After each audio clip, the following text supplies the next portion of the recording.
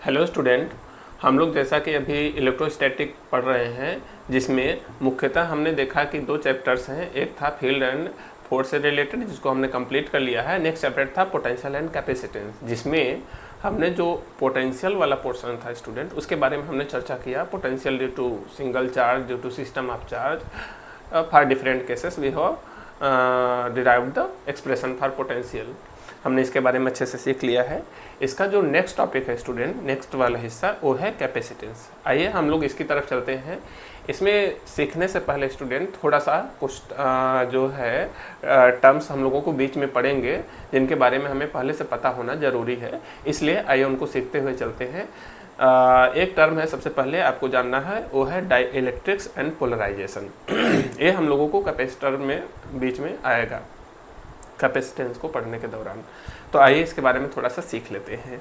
देखें स्टूडेंट, जो टर्म यहाँ पर डाई इलेक्ट्रिक है, इसको आप ध्यान से देखेंगे तो वैसे देखने में लग रहा है डाई फॉर टू और इलेक्ट्रिक, मतलब एक तरह से दो इलेक्ट्रिक, या इलेक्ट्रिक टर्म का मतलब चार्ज अगर लें तो दो तरह के चार्ज, ऐसा कुछ मीनिंग आ रहा है। हालांकि हिंदी में इसको परा वैद्युत कहते हैं, तो आप उसको रिलेट वहाँ से नहीं कर पाओगे। लेकिन मेनली अगर इंग्लिश वाला टर्म ही देखें तो थोड़ा सा मीनिंग निकल पा रहा है कि थोड़ा सा डाई मतलब दो इलेक्ट्रिक टाइप का, दो तरह के चार्जेस जैसा है। एक्चुअल में डाइइलेक्ट्रिक का मतलब दो चार्ज नहीं होता है। इसका जो नाम रखा गया है वो प्रॉपर्टी के बेसिस पर रखा गया है, when it is associated with external electric field. नहीं तो जनरली जो डाइइलेक्ट्रिक होता है स्टूडेंट, वो होते हैं insulator. They are generally non conducting material. तो पहली चीज़ आपको जो पता होना चाहिए कि डाइइलेक्ट्रिक है क्या, तो आप कहेंगे they are non conducting materials. ठीक है। अगर आपसे पूछा जाए डाइइलेक्ट्रिक है क्या, वास्तव में किसकी बात कर रहे हैं आप, they are non conducting means you can say insulator, these are insulators. तो इनका नाम डाइइलेक्ट्रिक क्यों रखा गया, तो वही हमने कहा स्टूडेंट। देखिए नाम से जो है, इसको अगर हम रिलेट करें ना, तो जनरली इसका जो नाम है ये बिहेवियर के बेसिस पे, इसके प्रॉपर्टी के बेसिस पे रखा गया है। When non conducting material is placed in external electric field, किसी फील्ड में रखा गया हो तो उस समय उसके बिहेवियर के बारे में, ये प्रॉपर्टी के आधार पे ये नाम रखा गया है। तो आइए समझते हैं स्टूडेंट ये किस बिहेवियर की बात कर रहा है। देखिए स्टूडेंट, इतना तो हमने चर्चा कर ही लिया है कि जो बिहेवियर है ये एक्सटर्नल इलेक्ट्रिक फील्ड में रखने पर हो रहा है। तो इलेक्ट्रिक फील्ड यहाँ पे हमें पहले से ज़रूरी है, पहले से प्लेस करना, ताकि उसके अंदर देख सकें इसका बिहेवियर। स्टूडेंट, इससे पहले हम मेटल का बिहेवियर देख चुके हैं। जब उसको कहीं पर रखा जाता है, कोई चार्ज उस पर मेटालिक सरफेस पे हो या किसी एक्सटर्नल फील्ड में रखें, तो क्या होता है। जैसे एक बार चलिए थोड़ा सा समराइज कर लेते हैं। हम जानते हैं स्टूडेंट, अगर किसी मेटल को एक मान लीजिए मेटल कोई स्फीयर हो आपके पास, और इस पर आप चार्ज प्रोवाइड कराएं, तो हमने देखा है इस केस में आपने डिटरमाइन किया था कि पोटेंशियल और इलेक्ट्रिक फील्ड, इन दोनों को हमने जब फाइंड आउट किया तो हमने देखा कि आउटसाइड की बात करें तो यहाँ पे इलेक्ट्रिक फील्ड भी होती है इसकी वजह से, और पोटेंशियल भी होता है। अगर ऑन द सरफेस कहें, then we also can say there is a electric field which is directed outwards, direction of electric field is outward. हमने इसको जस्ट पहले अभी पढ़ा था इलेक्ट्रोस्टैटिक्स ऑफ कंडक्टर्स में student. But for the inside we have seen that the electric field is zero everywhere inside region, and potential is constant, and the value of the potential is equal to that equal to the potential which is on the surface। ठीक है। तो हमने ये चीज़ यहाँ पे पढ़ा था कि अगर कोई मेटालिक सरफेस हो, उसको अगर मेटालिक अगर सॉलिड हो या हालो हो, दोनों केस में हम देख रहे हैं कि अगर उसको हम चार्ज देते हैं तो सरफेस पे आ जाता है, इस तरह का कंडीशन बनता है। कुल मिला के देखें तो इलेक्ट्रिक फील्ड विद इन जो होती है वो जीरो होती है।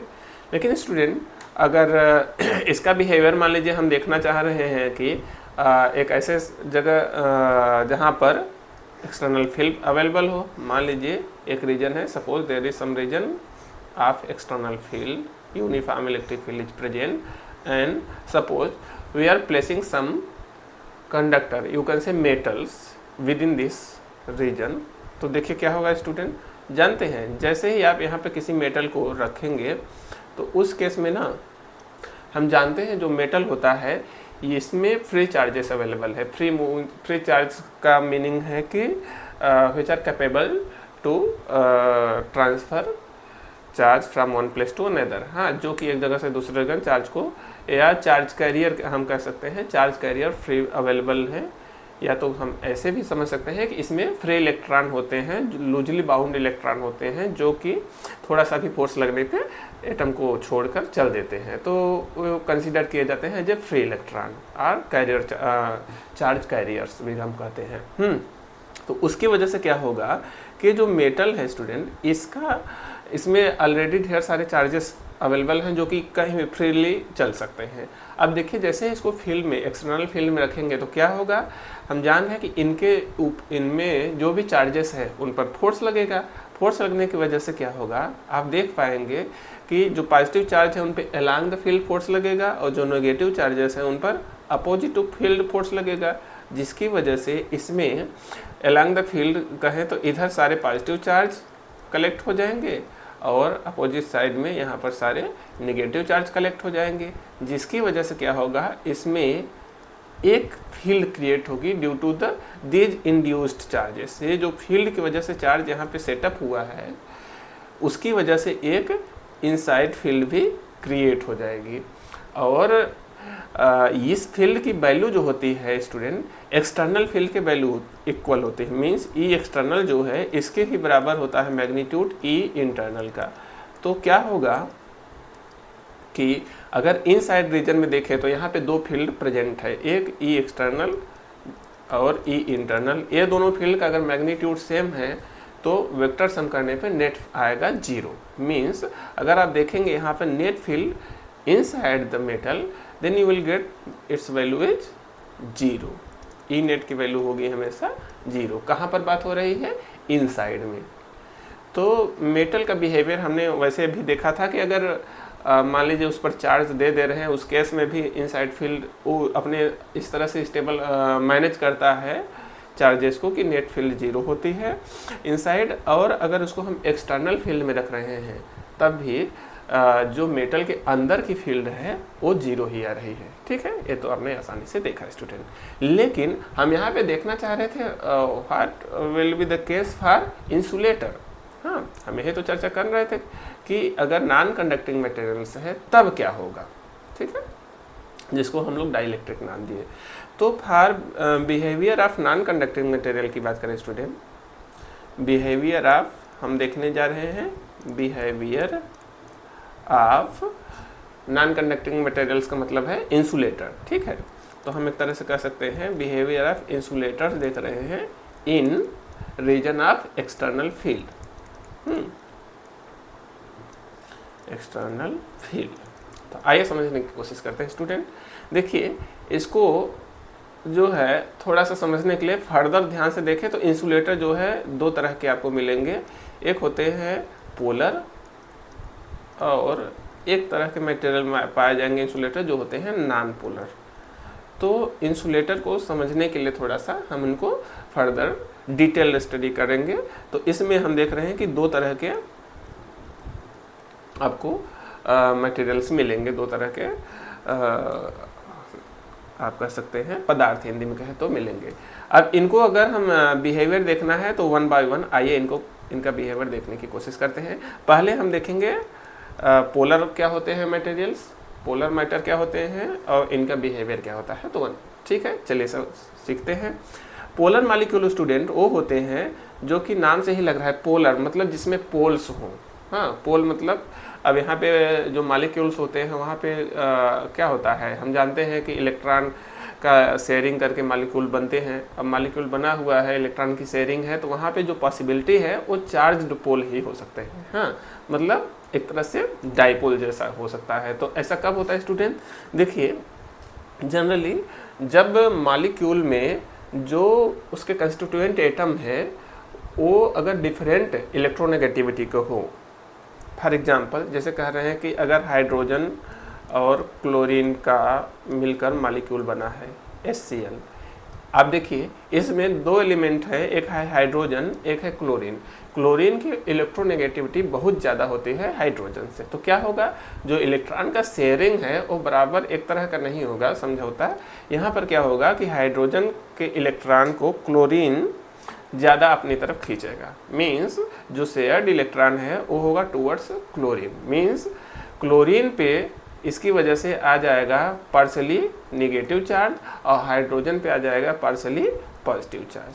तो अब देख रहे हैं स्टूडेंट, यहाँ पर जो इलेक्ट्रॉन है उसका डिस्ट्रीब्यूशन ही कैसा हो गया है, थोड़ा सा बैलेंस्ड नहीं है आप कह सकते हैं, जिसकी वजह से यहाँ पर दो अलग अलग तरह चार्ज के रीजन क्रिएट हो गए हैं। या तो हम कहें कि पॉजिटिव चार्जेस का जो सेंटर है और नेगेटिव चार्ज का सेंटर है उनके बीच में डिस्टेंस हो गया है। तो क्या होगा, और ये दोनों इक्वल होंगे क्योंकि जितना चार्ज एक तरफ से दूसरी जगह जाएगा उतना ही एक पर पॉजिटिव आएगा, उतना ही दूसरे पर नेगेटिव आएगा।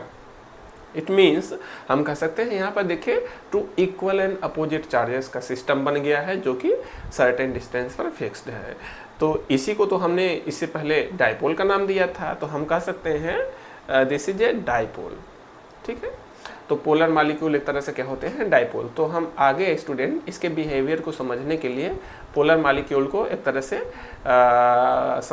इसको इस तरह से इलांगेटेड एक ऑब्जेक्ट के रूप में इसका शेप बना देते हैं ताकि इसमें हम दिखा सके कि एक साइड प्लस है दूसरे साइड माइनस है। ठीक है, मान लीजिए पोलर मॉलिक्यूल का यही है रिप्रेजेंटेशन। अब समझिए इसका बिहेवियर अगर हम देखना चाह रहे हैं एक्सटर्नल फील्ड में, तो आइए रखते हैं। मान लीजिए स्टूडेंट यहाँ पर हम जो है बाउंड्री बनाते हैं, इसके बीच में जो है हम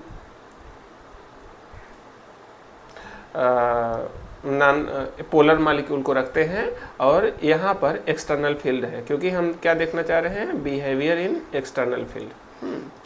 हम एक्सटर्नल फील्ड में बिहेवियर देख रहे हैं पोलर मॉलिक्यूल्स का।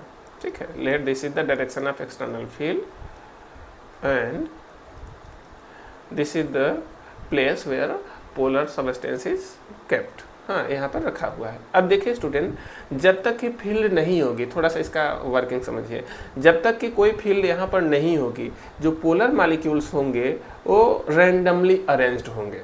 रैंडमली मतलब एक का जैसे इधर हम रख दें ऐसे, तो एक का प्लस मान लीजिए ऊपर है नीचे माइनस, तो इसमें माइनस ऊपर हो जाएगा प्लस नीचे।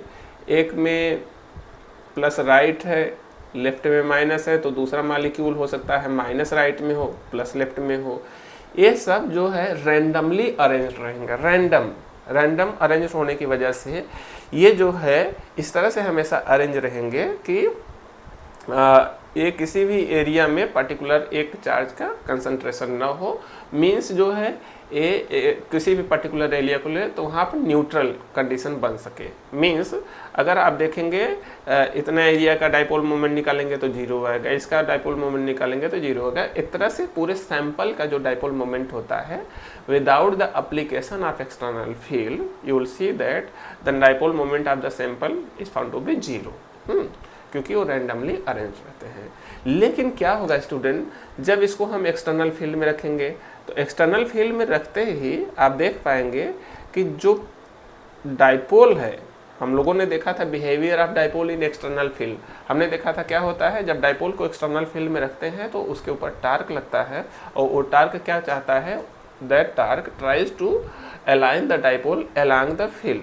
वो चाहता है कि डाइपोल अरेंज हो जाए फील्ड के हिसाब से। हाँ, जैसे कि मान लीजिए यहाँ पर पॉजिटिव वाला हिस्सा है, यहाँ नेगेटिव। अब क्या होगा, यहाँ पे जो दो चार्जेस हैं they will experience the force on them by external field. A positive पर जो है फील्ड के अलोंग फोर्स लगेगा और नेगेटिव पे अपोजिट टू फोर्स लगेगा, जिसकी वजह से क्या होगा, ए फील्ड कोशिश करेगी इसको कि रोटेट करके अलाइन कर दे अलोंग द फील्ड। मीन्स ये जो है इसको थोड़ा सा फोर्स लगेगा तो इस तरह से अरेंज हो जाएगा, और फोर्स लगेगा तो और ज़्यादा अलाइन होता जाएगा। मीन्स जो है अगर इलेक्ट्रिक फील्ड की स्ट्रेंथ बढ़ती जाएगी तो फोर्स बढ़ता जाएगा, क्योंकि हम जानते हैं F इक्वल टू होता है Q into E, Q into E equal to होता है F। तो अगर E बढ़ता जाएगा तो फोर्स बढ़ता जाएगा, अलाइनमेंट बढ़ता जाएगा।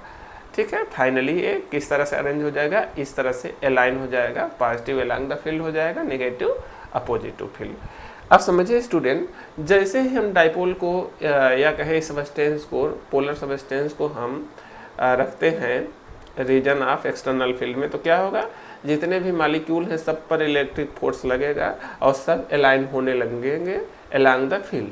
फाइनली जो है कुछ इस तरह की सिचुएशन बनेगी जो है। और इस केस में आप देखेंगे कि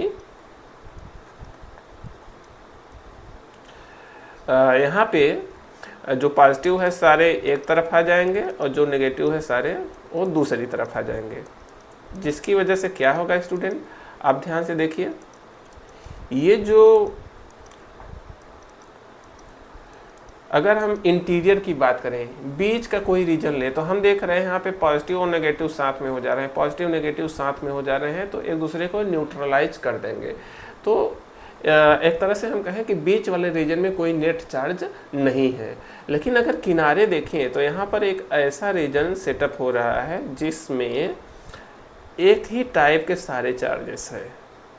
एक साइड देख रहे हैं सारे पॉजिटिव चार्जेस हैं और दूसरे साइड सारे नेगेटिव चार्जेस हैं। तो क्या होगा स्टूडेंट, हम देख पा रहे हैं कि इसकी वजह से एक इंटरनल फील्ड सेटअप होगी। किधर से किधर, positive to negative internal field setup होगी।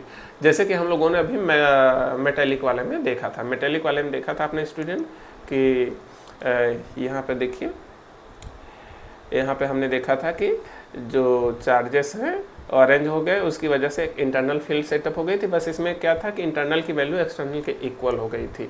लेकिन स्टूडेंट जो इंसुलेटर होते हैं, इसके केस में जो इंटरनल फील्ड सेटअप हो रही है, हम देख रहे हैं इसके अलाइनमेंट पे डिपेंड कर रहा है। जितना ज़्यादा अलाइन होगा उतना ज़्यादा फील्ड जो है बढ़ती जाएगी इंटरनल वाली। लेकिन स्टूडेंट यहाँ पे समझिए, जो इंटरनल फील्ड सेटअप हो रही है, यहाँ पे मूवेबल चार्ज नहीं है, सिर्फ रीअरेंज हो रहे हैं, उनकी में लिमिटेशंस हैं, जिसकी वजह से ई इंटरनल जो होगी वो हमेशा लेस होगी ई एक्सटर्नल से।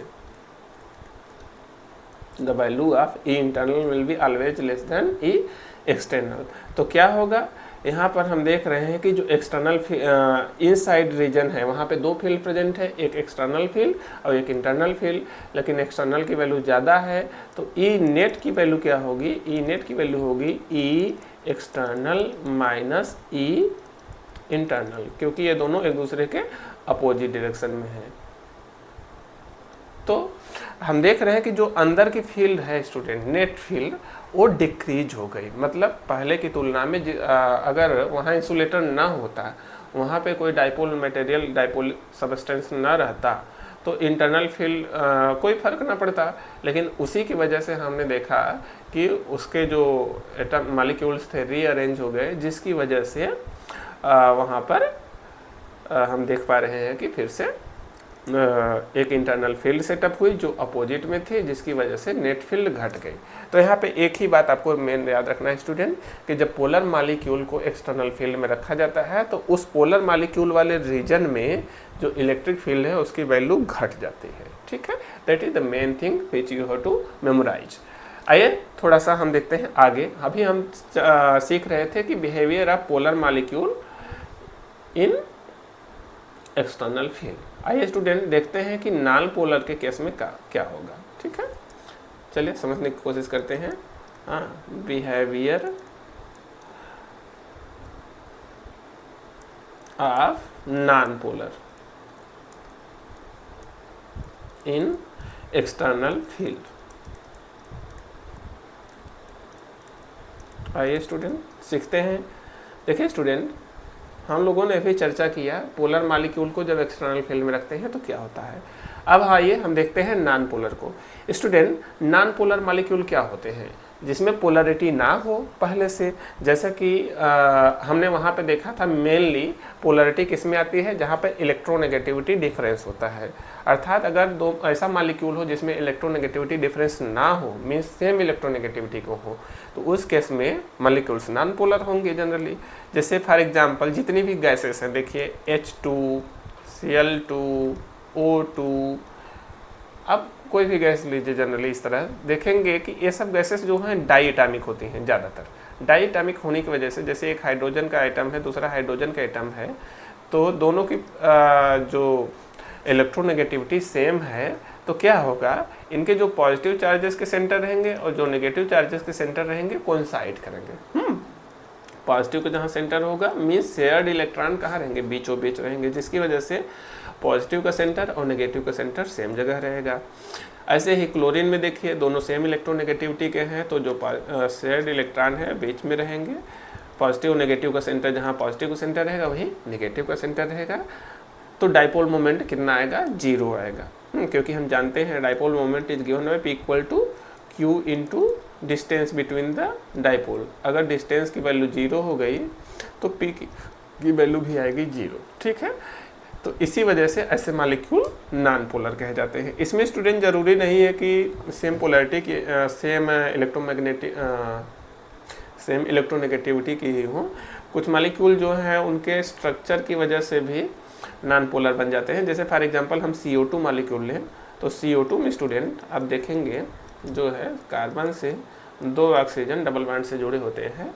तो ये जो कार्बन और ऑक्सीजन में अगर कंपेयर करेंगे तो ऑक्सीजन जो है काफ़ी ज़्यादा इलेक्ट्रोनेगेटिव है देन कार्बन। तो क्या होगा, शेयर्ड इलेक्ट्रॉन यहाँ पे पार्शली नेगेटिव ऑक्सीजन पे, मतलब इसकी तरफ ज़्यादा शिफ्ट होगा, तो पार्शली नेगेटिव दोनों ऑक्सीजन पे आ जाएंगे, और कार्बन क्या आएगा, पार्शली पॉजिटिव। लेकिन स्टूडेंट यहाँ पे देखिए जो नेगेटिव चार्जेस हैं यहाँ भी है और यहाँ भी है, तो नेगेटिव चार्जेस का जो सेंटर होगा वो देखिए फिर से वहीं आएगा जहाँ पे कार्बन है। तो नेगेटिव चार्ज का सेंटर और पॉजिटिव चार्ज का सेंटर आप देख पा रहे हैं कि एक ही जगह है। इसकी वजह से ये जो मॉलिक्यूल है ये नॉन पोलर होगा। ठीक है, अगर सेंटर कोइंसाइड करेगा तो मॉलिक्यूल नॉन पोलर होगा, और नेगेटिव और पॉजिटिव अगर उनके बीच में डिस्टेंस है तो मॉलिक्यूल क्या होगा, पोलर। तो हमने अभी समझा स्टूडेंट कि नॉन पोलर मॉलिक्यूल का अर्थ क्या होता है। आइए हम इसका बिहेवियर देखते हैं। स्टूडेंट, जब किसी नॉन पोलर मॉलिक्यूल को वैसे पर जनरली जब तक कोई ऐसे ही रैंडमली रखा है, कोई फील्ड नहीं है, तो वो तो हमने देखा कि नेगेटिव और पॉजिटिव कोइंसाइड करेंगे। लेकिन क्या होगा जब किसी पोलर नॉन पोलर मॉलिक्यूल को एक्सटर्नल फील्ड में रखें। आइए देखते हैं। जैसे फॉर एग्जांपल हम जान रहे हैं स्टूडेंट, अगर ये जो है नॉन पोलर है तो उस केस में इसका पॉजिटिव नेगेटिव एक साथ कोइंसाइड हो रहा है, तो इसीलिए मान रहे हैं कि इसको हम सर्कुलर फॉर्म में डिनोट कर रहे हैं, ताकि इसमें किधर भी इधर उधर नहीं खींचा हुआ है, बराबर चारों तरफ से दिख रहा है। इसीलिए हम मान लीजिए नॉन पोलर मॉलिक्यूल को इसे सर्कुलर से दिखा रहे हैं। अब सोचिए, जैसे ही नॉन पोलर मॉलिक्यूल को किसी फील्ड में रखेंगे स्टूडेंट, क्या होगा, देखिए आप देखेंगे कि चूँकि हम जानते हैं जो फील्ड होती है वो फोर्स लगाती है ऑन द चार्जेस। सिंपल सी बात हम जानते हैं, electric field always imposes force on the charges. तो यहाँ पे चार्जेस देखिए इसमें भी हैं। नॉन पोलर का मतलब ये नहीं होता है कि उसमें चार्ज है ही नहीं, क्योंकि हम जानते हैं स्टूडेंट कोई भी एटम हो, कोई भी मॉलिक्यूल हो, वो जो है अगर आप उसका जो है बेसिक स्ट्रक्चर देखेंगे तो आप पाएंगे कि सभी तो एटम से बने होते हैं, और सभी एटम जो है पॉजिटिव और नेगेटिव दोनों तरह के पार्टिकल से मिलकर बने होते हैं। आप जानते हैं इलेक्ट्रॉन प्रोटॉन तो होने ही होने हैं वहाँ पे।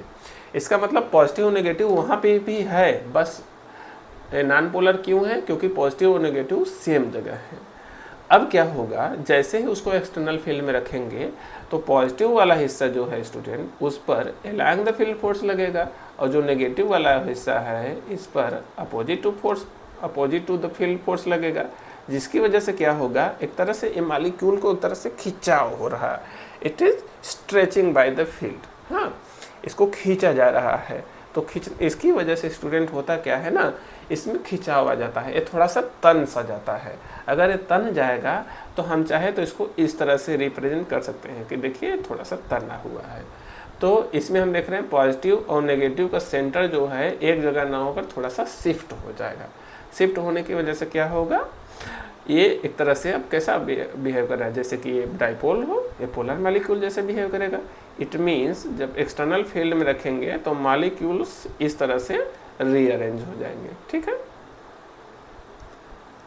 हम ये कह सकते हैं कि जब नॉन पोलर मॉलिक्यूल्स को एक्सटर्नल फील्ड में रखते हैं तो वो उनका बिहेवियर क्या होगा, दे विल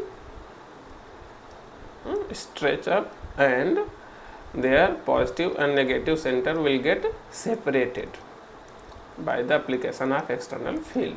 एक्सटर्नल फील्ड की वजह से इनका पॉजिटिव और नेगेटिव जो एक ही जगह पे था वो स्ट्रेच होके उनके बीच में गैप हो गया। तो अब क्या होगा स्टूडेंट, फिर से आप देखेंगे किसी भी बीच वाले स्पेस को लेंगे तो यहाँ पे अंदर हमेशा नेट चार्ज आपको मिलेगा 0, लेकिन किनारे वाला फिर से आप देखिए स्टूडेंट एक रीजन यहाँ भी सेटअप फिर से हो जा रहा है, जैसा कि पोलर मॉलिक्यूल में आपने देखा था कि किनारे किनारे जो चार्जेस हैं वो न्यूट्रलाइज नहीं हो रहे हैं। तो इनकी वजह से स्टूडेंट यहाँ पर एक फील्ड सेटअप होगी जो कि पॉजिटिव से नेगेटिव की तरफ रहेगी। ये है इंटरनल फील्ड, ठीक है।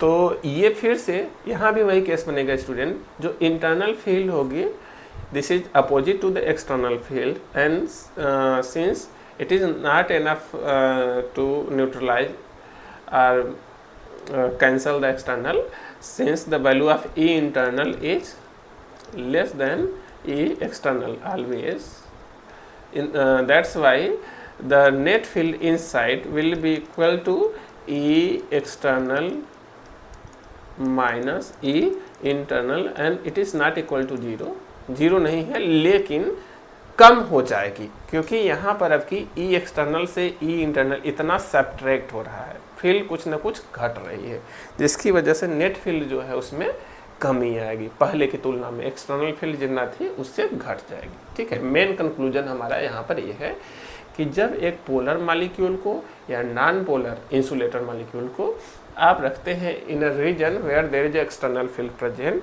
इन that case they arranged themselves in such a manner that the net field in the region get decreased। हाँ, जैसे ही पोलर या नॉन पोलर सबस्टेंस को आप एक ऐसे जगह रखते हैं जहाँ पर पहले से फील्ड प्रेजेंट है, तो उस केस में वो सब अपने आप को इस तरह से अरेंज करते हैं कि वहाँ पर फील्ड की वैल्यू घट जाती है, ठीक है।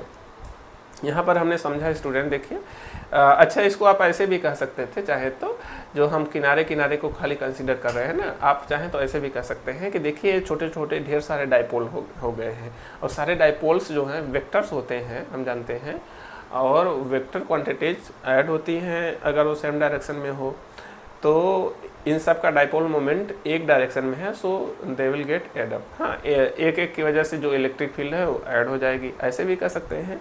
तो एक नेट इंटरनल फील्ड सेटअप होगी, ठीक है। यहाँ पर एक टर्म कभी कभी आपसे एग्जाम में पूछा जा सकता है स्टूडेंट, आइए देख लेते हैं।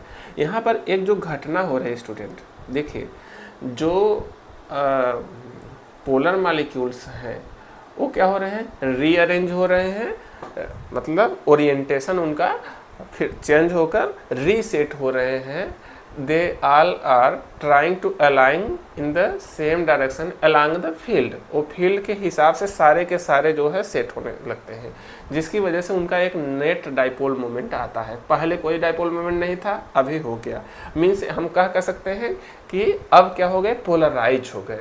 ऐसे ही जो नॉन पोलर मॉलिक्यूल थे हम देख रहे थे, इनका पहले डाइपोल मोमेंट था 0, लेकिन जैसे ही इनको एक्सटर्नल फील्ड में रख रहे हैं वैसे ही ये इस तरह से सेटअप हो गए कि इनका एक डाइपोल मोमेंट आने लगा, इनकी वजह से एक फील्ड प्रोड्यूस हुई, पैदा हुई। तो ये क्या हम कह सकते हैं, क्या हो गए, ये भी पोलराइज हो रहे हैं, समझ रहे हैं हम। तो चाहे वो पोलर हो चाहे non polar molecule, for both we have seen that whenever they are kept in external field then they get polarized, ठीक है।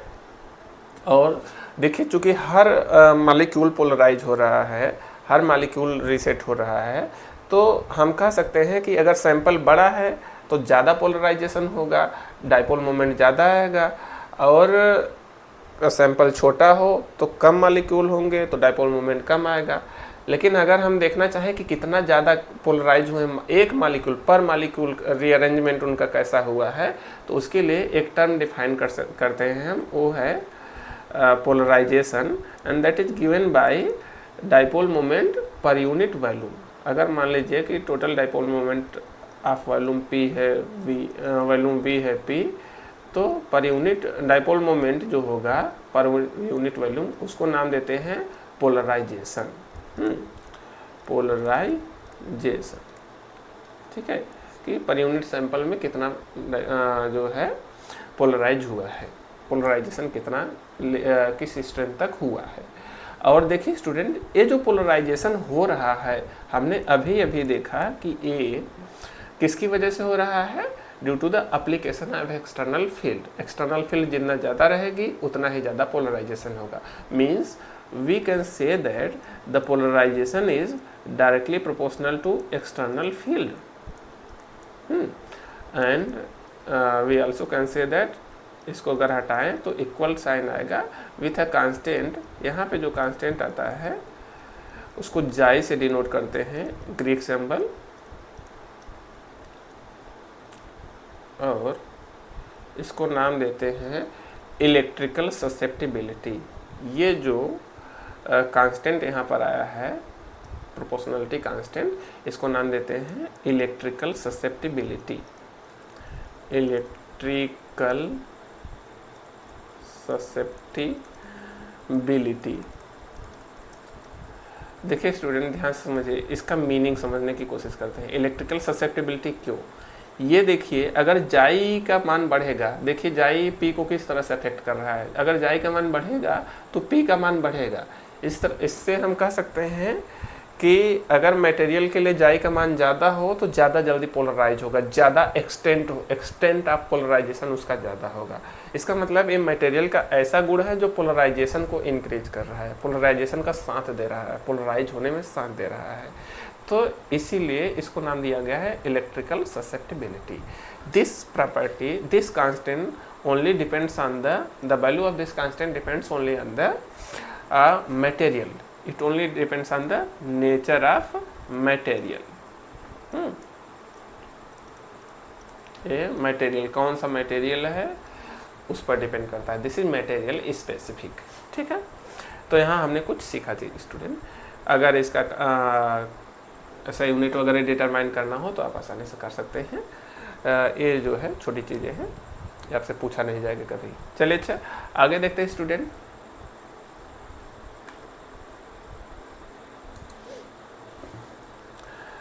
तो हमारा नेक्स्ट टॉपिक है स्टूडेंट, अभी हमने पढ़ा, देखिए इसको बार फिर से चर्चा कर ले रहे हैं। अभी हमने सीखा डाइलेक्ट्रिक्स एंड पोलराइजेशन, जिसमें हमने देखा कि डाइलेक्ट्रिक होता क्या है।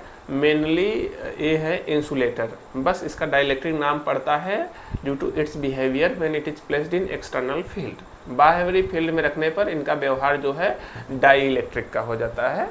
मतलब ये जो है पोलराइज हो जाते हैं, जिसकी वजह से net field within the region क्या है, डिक्रीज कर जाती है, फील्ड की वैल्यू घट जाती है। और हमने देखा कि जो पोलराइजेशन होता है वो एक्सटर्नल फील्ड के प्रोपोर्शनल होता है। इतनी चीज़ें हमने सीखा।